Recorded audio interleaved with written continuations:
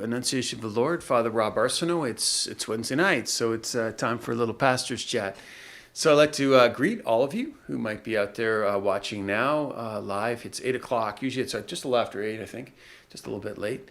And I usually come on live about 8 o'clock on Wednesdays. And then people could watch it later on or might just catch it, at another time. And I think I'm having a little bit of trouble streaming right now, so that's not so great. So I see the red lights come on, so this may have to start again. There we go. Oh, back. Okay, so it may have froze up a little bit there, so I apologize for that. But we just had a little bit of a streaming issue. We've had a little bit of trouble of late, not so much. But if you have any questions, you're welcome to ask them and kind of chime in. Sometimes it's neat to see people coming from other places or people even I know from other areas, so it's kind of good. I'm in a kind of a liturgical frame of mind. So what does that mean? Well, we just had a liturgy meeting. We generally do that. I think it's the third Wednesday of the month. So we're just on and we're talking about Advent, which is coming up very fast. We have Christ the King, Feast of Christ the King, on this weekend. And then we'll do the first Sunday of Advent. Boom, there it is. As Deacon Mark was saying on the weekend, it's the new year, the church's new year. And then the seasons of Advent into Christmas. And this year, it's a kind of a tough one in some ways from a church perspective, like a pastor's perspective, because Christmas falls on a Saturday, which really means Friday night, you have Christmas Eve masses, and then, of course, Saturday, more masses, and then Sunday, you just kind of keep it going. So it's a lot of church, so there's going to be a lot of that going on. So there it is. Now, we're just talking about that. So what's going to happen?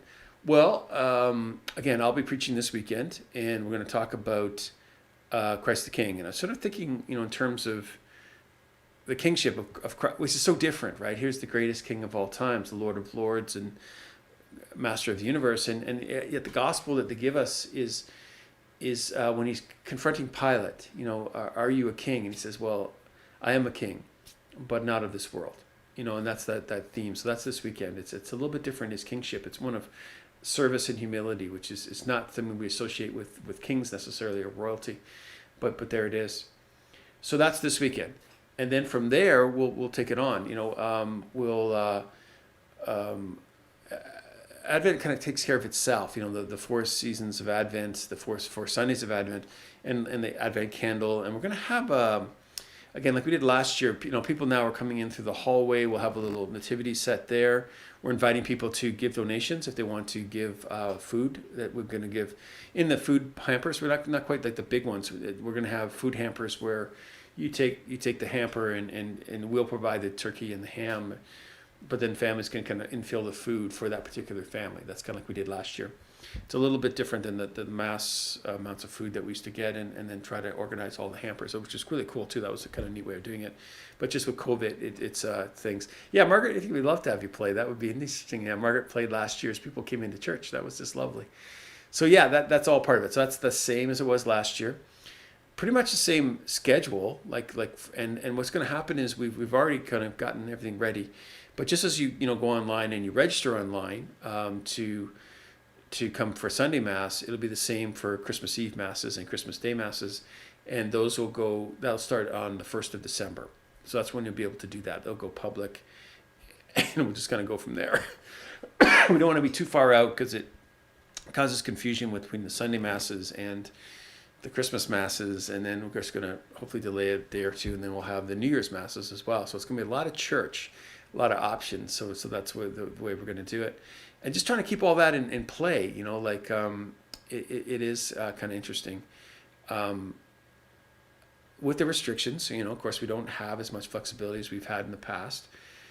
We're limited still, to about 120 people in the building, and that's only if we maximize the space. So there's about 55 spaces when you put it all together. So if one person sits in each space, we can only put 55 people in the church. So by putting families together and then larger families in larger pews, we can kind of play this little Tetris game and try to get the maximum number of people in the building, which is about 120. So that's what we're hoping for. So for the 4, the 6, the 8, and the 10, and then 2 masses again the next morning. I think I won't give you all the times because I'll get them confused and messed up. But we put them out in the news and notes. If you go on our webpage, they're there. You can't sign up yet, but that's coming pretty soon. Just about a little over, maybe not quite 2 weeks from now, we'll make that popular on the 1st of December. So then we'll roll that out and we'll have Christmas. Now, the bigger picture doesn't look like things are going to change very much. I think where we are now and kind of how we're operating and the numbers we can get into the building, it looks like it's going to stay the same. Now, that can change. You know, the bishop was saying that we may have to be, who knows, we get more restrictions or more limitations, but it does seem to be trending the other way. Though the numbers are going up a little bit or kind of down a little bit today, but overall the number of hospitalizations is manageable, I think. And so I don't know. I mean, at this point, I'm just kind of speculating. It's been a long pull. I think for most of us thought this would be over by now. It'll be over last year. But here we are, you know, and so we're trying to make sense of it. We're trying to do the best that we can. And that's sort of the idea, you know, it's just to do pretty much what we did last year. We'll go through the weekends and then we do it again for New Year's. The one little change from maybe past traditions is it's the 5 o'clock Saturday evening mass. Now Christmas Day, we won't do it, but we can do it on the weekend. You know, when we have like on New Year's Day. Well, we will have the Saturday evening mass. But anyway, all that will be posted and we'll talk about it on the weekends, and we still got 4 or 5 weeks to get ready. So that's good. So Margaret, you're saying hello and you're saying that you can play, which I think was really nice. We did that last year. And we'd like to chat. Well, yeah, I think we could probably find a time to chat with you, Margaret, I'm sure, if we kind of let us know. And there's Jeff asked a question about the evangelist known as St. John, the author of Revelations. That's what we believe, that he is from the book of Revelations. It's a little unclear sometimes, but it's attributed to John, one of the apostles, the youngest, we think. You know, it's often depicted without a beard. And where these things all come from, but he was a young apostle, or the one that Jesus loved, is sometimes that's referred to as well. So there's a book in Seigneur Jésus, which is at the heart of Jesus, and it often refers to John as being that one apostle that seemed to be very close into the heart of Jesus, that he understood kind of more of the mission than some of the others might have, though they've all, you know, done great things, and all of them really give their lives in the end. So it's quite a lot. So there we are. So I don't want to tell you, today was a nice day. Margaret was there. Just thinking of Margaret. We had seniors mass today and a little luncheon afterwards. I thought it was quite nice. The weather wasn't fantastic. A little question today. I think it's raining right now, but it was some question whether it'd be freezing rain or not this afternoon or today. But it seemed to hold off. But it's just you know, people don't want to drive in that yet, or just aren't quite ready with their snow tires, or, you know, that first snow of the year. It's always a bit difficult. I had a nice beginning of the week. I was up at our farm, our novitiate in Combermere, Ontario. So I was doing a little bit of work, nothing too heavy, you know, just kind of keeping it light still. But splitting some wood with our wood splitter and running our tractor and just getting it kind of winterized and putting the chains on the tractor. So we don't need it yet because the snow and ice hasn't come yet, but it's going to. So we don't really need it next little bit. So let's put the chains on, back it into the barn. Maybe don't use it till the spring, and maybe if we need it to plow, at least it's got the chains ready to go. So yeah, Margaret said it was lovely. I think she's referring to the mass today and the lunch, which I think was quite nice. And Father Dennis came out. I thought it was quite nice of him. He had something he had to pick up in town, but he was able to come back in time to be a part of the luncheon. Father Dennis is a very social creature, so I think he likes to see the parishioners and get to talk with you. And I'm glad to see him. I'm really glad he's a part of all that. So that's all pretty good news for the most part. I wish I could tell you that this is coming to an end, that I can see and I got a clear. I really thought we'd be there now, but we've shown that we can sustain this. You know, this is what we've been saying. I think there's a financial report that's going to come out pretty soon. We're in pretty good shape overall. I think the numbers are good. A lot of that's due to a grant money that we received and some help with some of the payments we've been getting for salaries, which really has helped us a lot. But the bottom line is, you know, that we have money in the bank. We have some resource to work with. That's good news. And now, as again, I keep saying to you almost every week, but it's the same idea. The next 6 months or so is we are going to get to a reopening. I mean, whether it's the new year, whether it's, early spring, whether it's deeper into the spring, into the summer, whatever. There's going to come a time when we're going to be able to lift some of this stuff, and I think we're going to have a new life. How we do that is very significant.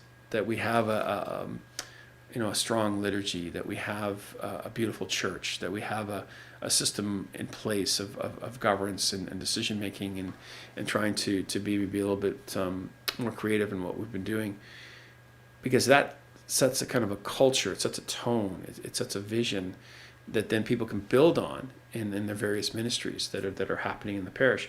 Alpha continues, and I think it seems to be doing really well.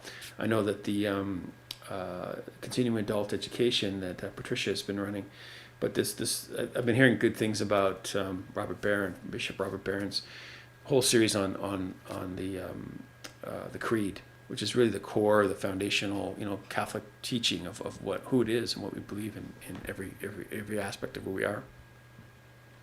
So these are all good things. Like the Hampers are coming online again. That's a really good thing. That the catechetical programs are starting up, both our formation programs for our young people and the Good Shepherd. It's good. These are good things. These are all signs of things coming on. That there's life here still. There's vitality in our parish. We're not done yet. We're not just going to sit back and wait until someone tells us it's time to go. It's time to go now.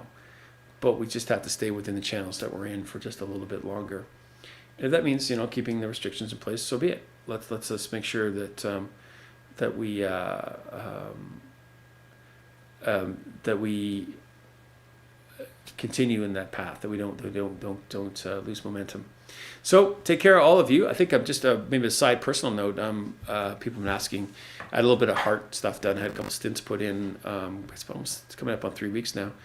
I feel much better. I think a lot more energy has come back. I think I realized just how tired I was, and I seem to be tolerating the meds a lot better than I thought I might be. So that's kind of good news. Like I find the physical surgeries I tend to recover fairly well from.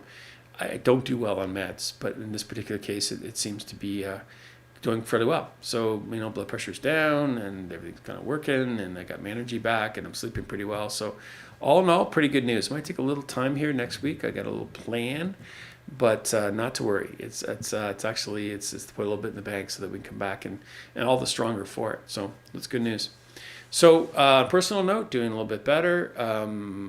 Please continue to pray for our parish, continue to pray for our bishop and for our priests, and for our companions. I was, again, the new guys at the farm. It's always, it's neat to see them and spend time with them, right? It's just to remember what that was like when my first year, it seems like 1,000 years ago, but the good guys, and there is a future. We just got to get there, at least get through tomorrow, which is the next step to getting to their future.